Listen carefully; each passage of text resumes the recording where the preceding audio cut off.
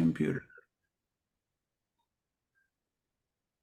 Hi everybody, your mortgage friend Charlie Smiley, and today we're going to talk about something that has become a little uncomfortable with these Fed fund rate hikes. And a lot of people think that when the Fed hikes rates, that means that mortgage rates are getting hiked. It's not quite like that. Mortgage rates are most closely defined by inflation and where inflation goes. However, there are things that are really lock and key with the Fed fund uh, rates. For instance, car loans, you will see your CD rates and your money market rates, savings account rates. Those are good. Uh, the other one though is credit card rates. When the Fed hikes their rates, those credit card rates tend to increase as well. And what we're seeing right now is an average credit card rate of 24.5%, according to Forbes. I just looked it up. Um, that's a lot. And there's a lot of people out there, they're in this, really wonderful mortgage right now. They refinanced in the heart of the boom. Maybe they're at 2 3/4, or maybe they refinanced a little before that and they're at like 3 1/4. But people in that range, they are very protective of that rate. They don't want to let go, which makes a lot of sense. Who would? But in the meantime, with life happening and the Fed increasing those rates, and sometimes a little credit card balance could become a big credit card balance pretty quickly.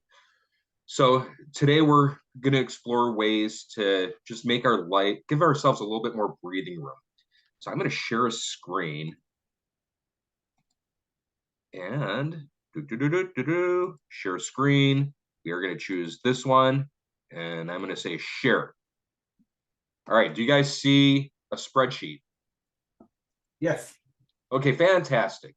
So these are all realistic numbers. These are numbers I actually looked at, an old file, and just wanted to make sure that I wasn't being unreasonable with balances or payments on these credit cards. So we have a person here. We'll name this person Fred. Fred has 4 credit cards and has racked up $67,200. I'm sorry, he's racked up $56,000 of credit card balances. He has $67,000 of his limit. That translates into monthly payments of $2,000 a month just for those credit cards. Now, on the good side, he had a loan and he was able to refinance it about 30 months ago. And he had a great rate. He was at 3 1/8. And I know some people, I've got people at 2 3/4, or other people, it's a little higher. 3 1/8. We could all agree that's wonderful. So Fred's doing really well in that department. It was a $425,000 loan, and at 3 1/8, he's paying 18, 20, 60 a month. And if you add these two together, by the way, this is just principal and interest. We're not including taxes and insurance, because those things are going to be steady no matter what the scenario is. That's going to be the same. That's not going to vary. But if you add these two payments that do vary, you're at $3,820.60 a month total. So now we're going to do something. We're going to see if we could help him out. We're going to see if we could help out Fred. I looked at an amortization schedule, and you could see it over here. About 30 months in, we could see that he's at about $400,000 after making those faithful monthly payments. He was able to pay down his principal a little bit. So to eradicate this balance, this $56,000 balance, and to make sure he's also covering closing costs and that he doesn't have to come to the table with more money, we're going to take out a new loan of $475,000. Unfortunately, I'm sorry, Fred, rates are no longer 3 1/8. They're now in the sixes. So we're going to say 6.5%. And we're going to see what this is going to look like. We're going to go to formulas. We're going to choose a payment. And we're going to do some Excel Kung Fu. The rate is going to be J9. And we always have to divide by 12 because you pay monthly. The number of periods is J8. That's going to be 360 periods. And the present value is going to be 475,000, which is in this case J7. You sunk my battleship. And just to be a little anal, we're going to turn it into a positive number. So by refinancing and clearing the deck of this debt, this new payment is going to be $3,002.32. Now that's a lot more than what his last mortgage was, but it is a lot less than this combined payment. And I know you guys could do the math in your head, but we're going to play with formulas anyway. We're going to go C20 minus J9. I'm sorry, J10. So we see that we are able to save Fred $818 every month with this refinance.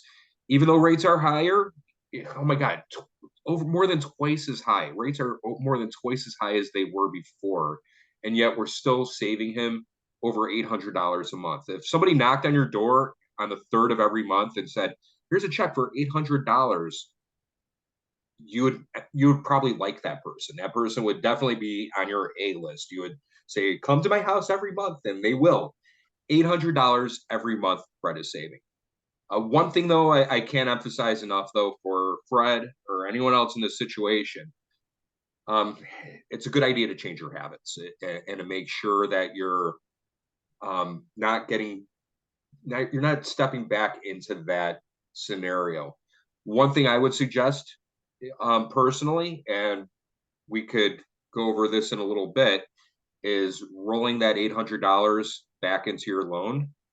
That way your spending habits should be roughly the same. You're not going to be you're not going to have this extra $800 in your pocket that you're going to go out and spend. What you're doing is you're going to be accelerating your equity in your home. You're going to be oh my God, your loan is going to be paid off much quicker, and it'll save you even more money in the long haul.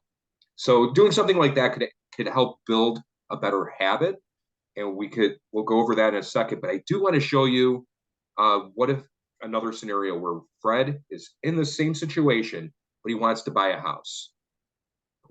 Typically when somebody buys a house and they're selling their old house, the strategy is typically, I'm going to take all the proceeds and I'm going to put it into the new house, the new down payment. And it makes sense. You want to lower your loan amount as much as possible because that lowers your payment. And also people have this, unfortunately, they have this number in their head, 20%. You have to have a down payment of 20%. Otherwise, you can't buy a house. And even when they know better, they don't really know better. They're so wired to think this, but you don't need 20%. You do have the ability to pay less or put less down. So we're going to encourage him to do something different. Well, first, let's say he did roll all of the proceeds of that new house of the old house into the new house.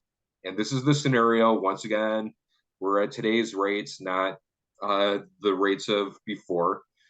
So we're going to do our Excel Kung Fu again. We're going to do payment. The rate is going to be J22 divided by 12. Number of periods is going to be 360 again, so that's going to be J21. And the present value is going to be J20, 500,000. I picked 500,000 out of a hat. So this is what his loan amount would be if he rolled everything into the home. We had to start somewhere. So we'll say, okay. And in this scenario, again, I'm going to turn it into a positive number. I'm going to say -1 times that. His new payment, principal interest, there's taxes and insurance and possibly mortgage insurance, depending on how much you put down. But his principal and interest is going to be $31.60 a month. Again, it's higher than it was, but you know what? He has a fantastic new house. I mean, this new house, the other one was a little, postage stamp in the middle of, eighth of an acre. This one is on a quarter acre and it's two postage stamps. He's in a much better situation. So good for you, Fred. But he's still paying this debt over here. And I know I could just write down 2000, but I'm going to say E9. E10, I mean. There we go. And we're also going to add the principal and interest, so E10 plus J20 to J23. There we go. The principal and interest and the credit card payment, because you're adding the 2000 to this, is going to be 5160.34 a month. But let's compel him to do something a little different here. Instead of putting all of the proceeds of that house, of that old house, into the new house, let's pay off that credit card debt. Let's pay off that credit card debt. It means you're going to have a down payment, $56,000 less of a down payment because 56,000 is going to be rerouted to your credit cards. But let's see what that does for you. So you're going to have a loan amount that's $56,000 higher. And we're going to do this again, payment. And it's going to be M22 for the rate, divided by 12. Then we're going to say number of periods, it's going to be M21, it's going to be 360. The present value is going to be 556,000, which would be M20. And we're going to say -1. Okay, and because there's no longer a payment, a credit card payment, because you paid off all of your credit card balances, your principal and interest plus credit card payments is going to be the same thing as your principal and interest. It's going to just be $35.14 a month, which saves him J23. I'm sorry, J24 minus L24. I'm sorry, M24. $1,600 a month, because you're tackling those credit cards. Those credit cards, they are killers. You're at 25% interest rate, 24.5, 25. At some point, does it really matter? It's so high. You may scoff at 6.5% on the mortgage interest, but that is really high. And the other thing, if we had a friendly face accountant with us, this $2,000 a month, you're not able to write off the interest on this. The interest on this, though, when you buy this new house, you're able to write off. So in addition to just the savings, the $1,646 worth of savings, the fact that you're able to write off all of that interest now instead of having a whole lot of that interest that you can't write off, that leads to even more savings. That's even better for your pocketbook. And the whole thing we're trying to do here is to make life as good as possible for Fred. We want him to be able to breathe a little easier at the end of the month. So far, is there any questions? Well, if there's no questions, I am going to do something else. We're going to go to File. We're going to go to another spreadsheet here. This is a fun little spreadsheet I put together, which will tell you, basically, it'll illustrate the value of making extra payments on your principal. So we're going to say the original loan amount is, let's go to the other one really quickly. And we're going to look at this one right here because we want to put this $818 back in.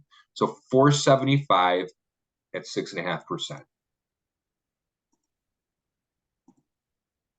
475, 1, 2, 3. We're at 6.5%, so that's the right payment. And your extra monthly payment is going to be $818 a month.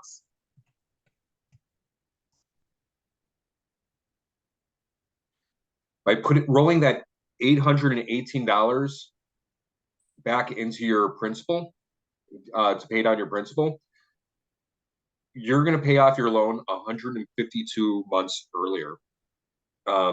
That's at that point, you might want to even consider getting a 15-year fixed instead of a 30-year fixed to see if you could get a lower rate, because that's almost cutting the loan in half. I mean, you're going to be, what is this, like 18 years? Actually, what? Let's see, equals 360 minus 152. So 208. Let's divide by 12. It's like 12 years or something, huh? Or no? Okay, so I said 18 years. It's actually 17 years and 3 months, or 4 months. 17 years and 4 months. So that's a lot of savings here. Almost $300,000 you put in your pocket by rolling that $818 a month back into that loan and getting it paid off much quicker. So and by doing that, you're also teaching Fred, or you're compelling him not to take that $818 and spending it frivolously. Now, I don't want to tell you that this is always the highest, best use of your money. Every once in a while, there is maybe another debt that it makes sense to pay off instead of paying down your mortgage, or there's maybe an opportunity.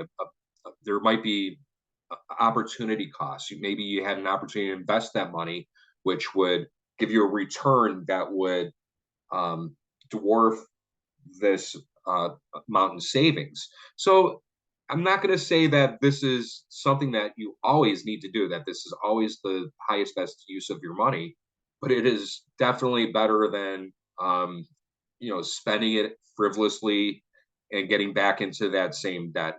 That's what we want Fred to avoid. We want to help Fred retire with dignity. We want to help Fred have a little bit more breathing room at the end of every month when he has to pay his bills. We want to make life easier on Fred.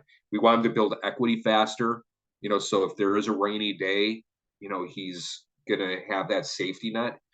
All of these things, are meant to improve Fred's life and lifestyle. So now I'm going to stop sharing for a bit. We could always reshare in a second. Here we go. How do I unshare? Oh, here we go. It's on a different screen. Stop share. There we go. I am no longer sharing. But now, do any of you have any questions about this, or does this spark any considerations or thoughts or memories? Well, first any off, wonderful memories of running down the beach? First off, I think Chris needs to stop using his credit cards. I agree. And Fred probably needs a Nathan Stadler in his life to help him manage his debts a little bit better too. So, Charlie, I just did a little math. So he's going to pay paying that $818 a month over 150 months. He'll pay $122,000 to save $300,000. That's a pretty good savings when you think about that. Oh yeah, and when you think about it, that's the savings over the life of the loan, but then you're also free and clear, so much sooner. And at that point, I don't want to get into, other things that he could do if, let's say he didn't have that big nest egg saved up, but being free and clear also means you could entertain a HECM loan, which would give you some cash flow later in life and help you retire a little bit easier. But whatever it is, it just opens up so many possibilities financially. And and a lot of people, it's psychological. They see 6.5% right now, and they're at 3 1/8 or 3 or 2 7/8, and it's a scary thing. They don't want to lose this precious, Fabergé egg of a loan that they have. But what they need to do is take a step back and look at the big picture and consider, how do I solve the Rubik's Cube? How do I get the best solution possible for myself? And if they look at it if they look at the scenario as minus $818 a month, instead of looking at it as plus 3%, it becomes a lot easier because you don't pay in percentages every month, you pay in dollars. So saving $800 is great, even if it means you're at a higher interest rate on that loan. That blended rate is much higher. When you blend the credit card rates with that mortgage rate, it is much higher in the before than it is in the after. And that's why he's doing so much better by going down this road. So Charlie, I think, a couple things. One is I just saw from one of my credit card companies, it's no longer one of my credit card companies, they were raising their rates to 29.9% interest. So that's after they've been at like 24 something. So that's happening. They're raising rates, continuing to, which is going to make it even worse for people. But the second thing is just overall, having a professional like you in our group and giving advice like this to us and our customers is really important. And I think it's one of those things that we don't realize how special we are, because there's a lot of loan officers in your business that don't understand the big picture. They understand, I want to sell you a house and I want to get a monthly payment for you, and they don't understand everything else. But to have you, with your experience and your background and everything else that you've got going for you, the knowledge is just unbelievable. And I think, a real testament to our group and to the people that are here online today is that, you're one of the best out there in this area. And I think any of us would refer to you just because you're so good at what you do and you look at things differently. You're not just looking at it as here's the lowest rate for your loan and here's, you're looking at the big picture. That holistic approach is really important. And I'm sure you all. Thank you. I really appreciate that. And but the truth is, we do have to look out for the health of our clients. Right. And we have to take it personally. If we're not taking it personally, I could promise you someone else is. Right. And you have to be, if rule number one in life is to care, and you just have to do what you can to, throw that life preserver out there and help. Yeah. So you bet. a lot of people are suffering now. Yeah. Any other comments or?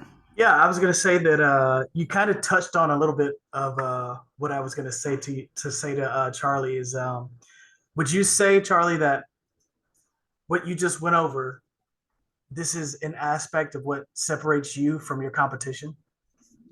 I think so. The funny thing is there's a lot of, they don't teach you this when you go through your NMLS training. I'm not even saying that there's people operating in bad faith or that they're not invested enough in helping their clients to, want to do these things. Sometimes there's a lot of loan officers that just don't know. They either didn't have the experience or they didn't have the education. This is not what you're trained to do when you go to get certified. But if somebody has that experience and puts the time in to keep learning and to keep tilting their head a little differently and trying to look at things a little bit better for their clients, ultimately you get to this point where you can find solutions like this to really help them out. I'm not going to say that I'm the only one in the universe that that does this. But I do know that a lot of loan officers don't, and it's sometimes it's they don't want to, and sometimes it's that they just don't understand what those opportunities to help your clients are. And so That's does it set me awesome. apart from many? I would hope so.